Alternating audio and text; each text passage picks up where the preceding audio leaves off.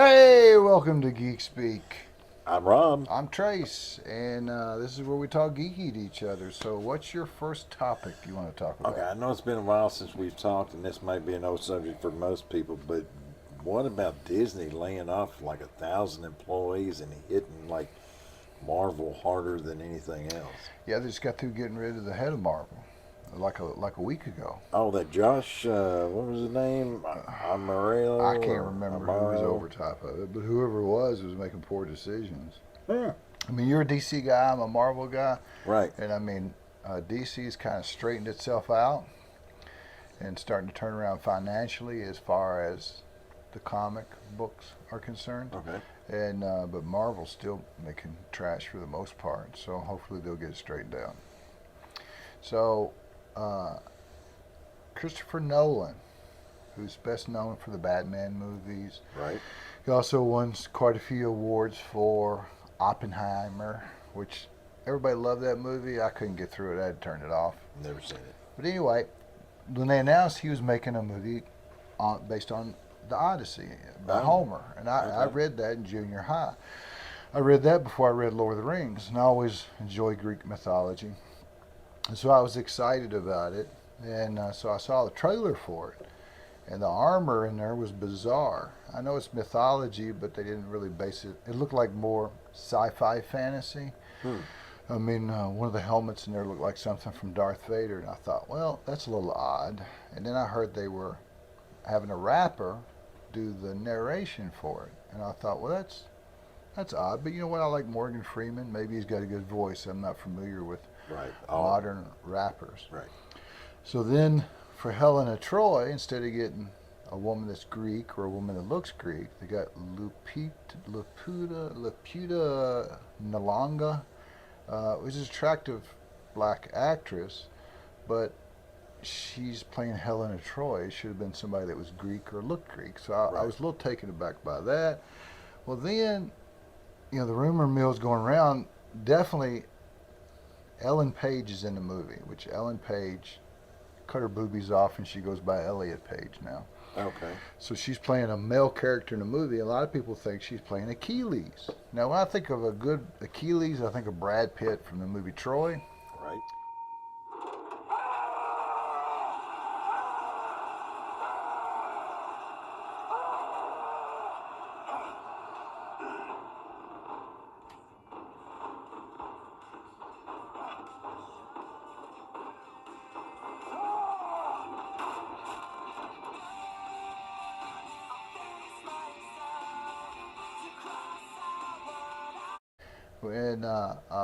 And so, I mean, if he's got Ellen Page as Achilles, I mean, so the question is, why would you do that? Why would you do it? So everybody's come up with the internet. They think that the reason Mr. Nolan's doing that is because to be eligible for the Oscars now, you have to have a certain percentage of diversity.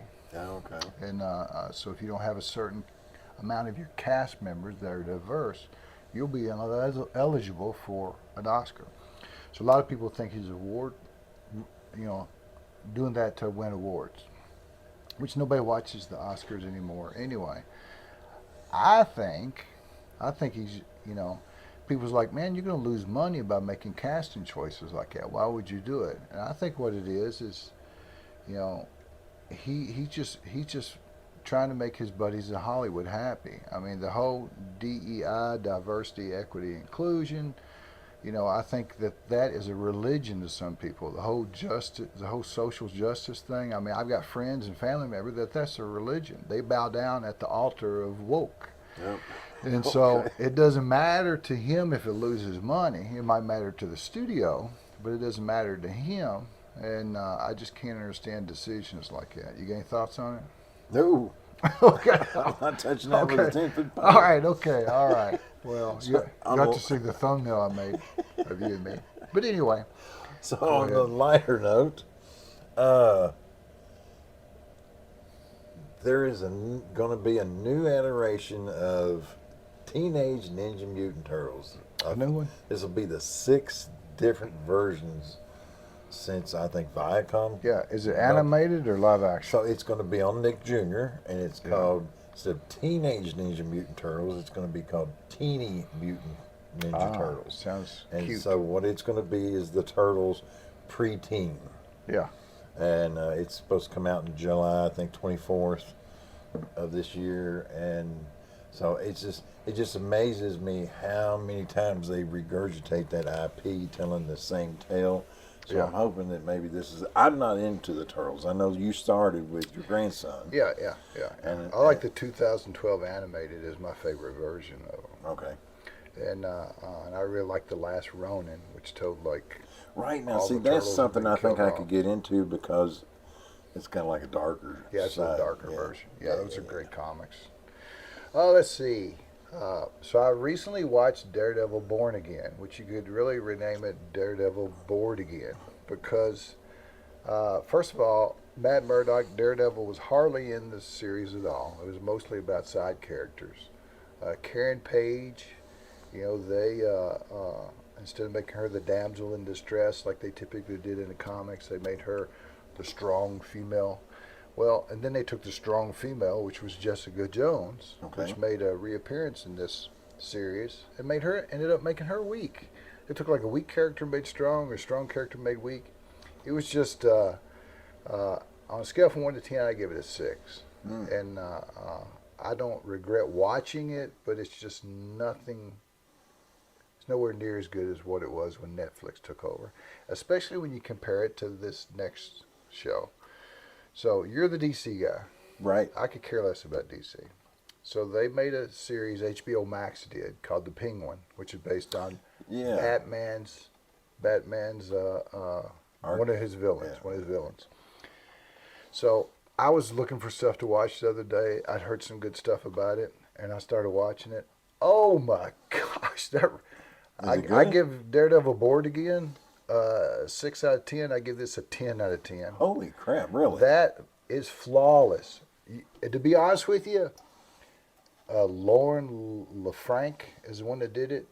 I don't know what she's getting paid, but she's the one that wrote it. She needs to be paid more. She's an incredible writer. I mean, it's really just a gangster series. Okay. And so you can pretty much ignore it's in Gotham, ignore Batman. It's just a well-written, organized crime gangster show. And definitely better than Tulsa King. In my opinion, better than The Sopranos. Okay. I mean, I'm talking, a lot of people didn't watch it and because that's the Penguin. It's like a Batman villain, and they think of Danny DeVito from the old Batman series with Michael Keaton. And they're thinking, I don't want to watch that silly stuff. That thing is incredible. I mean, it's just such good writing. I mean, that woman, man. Well, who's she's the good. actor that's playing the Penguin? Colin Farrell. Yeah, and after you put that makeup on him, and he Yeah. kind of like goes into that character. And see, at first I was like, they make Colin Farrell, which is a handsome Irish rogue actor. Right. And they turn him into a fat, ugly guy. And I'm thinking, you know what? There's plenty of fat, ugly guys out there that can act. Why not just get a fat, ugly guy and save you some money? But I tell you what, I don't know if it's because a lot of times you see an attractive actress and you don't get past her beauty. Right. And so her acting ability is underestimated. And maybe that was the case with Colin Farrell and some people, because I've seen Colin Farrell in a ton of stuff. He played Bullseye in Daredevil with Jennifer Garner and what was her husband's name? Ben Affleck. And I've seen him in a ton of other stuff, and he's been all right. But man, in this, I mean, first of all, you're acting through makeup. And I don't know if that helps him because he's able to become somebody else. But the Irish accent's gone. He's got like a gangster New York accent. Nice. And such good I mean, fantastic acting. I mean, not only just him, but the side characters. But the Penguin, 10 out of 10. If you haven't seen that, watch it. It has no right to be as good as it is. How dare the Penguin be that good? DC, better than Marvel. Oh, man. All right. I hear I'm going to have you. to go home and write this in my journal. I hear you. Go ahead. Today, Tracy said. Tracy liked the Penguin better than Daredevil. Yeah, I think he's getting the onset of dementia. So, Speaking of movies, I haven't seen it yet, but I've been watching reviews for the new Mandalorian Grogu movie. Yeah. Have you seen it yet?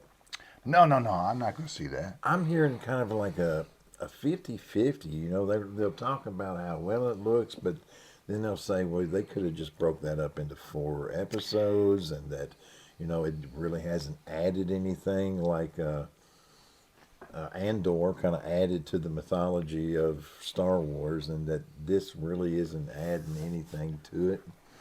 And that, you know, a lot of people are like, yay, and a lot of people are like, eh. Well, I mean, I haven't seen it. I haven't seen it And either. here's my thought. Don't know if I might rent it. You know, I hardly ever go see a movie on opening weekend now. Right. I wait until I get to reviews. Because you can't tell by the trailer. And you can't really tell by most reviews. You got Right. you got to go to a trusted YouTuber who's going to give it to you honest. Because there's so many shields out there. So many people taking money from the movie company to give it a good reviews. Critics and audience alike. But the thing is, it did good over Memorial Day as far weekend. as, yeah, box But it got office. beat on Tuesday, so it was a Memorial Day Wow. weekend, by a movie called Obsession, which is a low budget, made for less than $1 million horror movie. It got beat on Wednesday and Thursday and Friday after that. Everybody's saying that it's obvious they took season 4 of Mandalorian and squished it together to make a movie. It's about 5 or 6 episodes of Mandalorian. Yeah, I heard there's no like arc and character design. Yes, there's or no. anything like Yeah, that. it doesn't advance anything, and so People you know, were actually kind of hoping that Grogu would actually say a word. I mean, Marvel hadn't done anything for like 7 years as far as releasing a movie, and then this is what they do. They just take Mandalorian season 4 and squish it together. It'll be on Disney Plus so fast, and they'll break it into episodes. And some people that went and saw it said you could see where the breaks would be in the episode, seriously? because you get like a little cliffhanger, Uh-huh. and then it would go on, but you could tell that's where the episode was going to be. Guaranteed that it'd be broken into episodes before the end of the year.